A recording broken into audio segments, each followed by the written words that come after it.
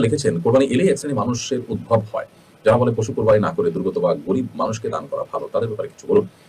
দেখুন এই প্রশ্ন প্রতি বছরই কোরবানির মৌসুম আসলে আমরা শুনি। কারণ কোরবানির মৌসুম আসলে আমাদের দেশের বিভিন্ন প্রান্তে কম হোক বেশি হোক বন্যা বা জলোচ্ছ্বাস ইত্যাদি দেখা দেয়।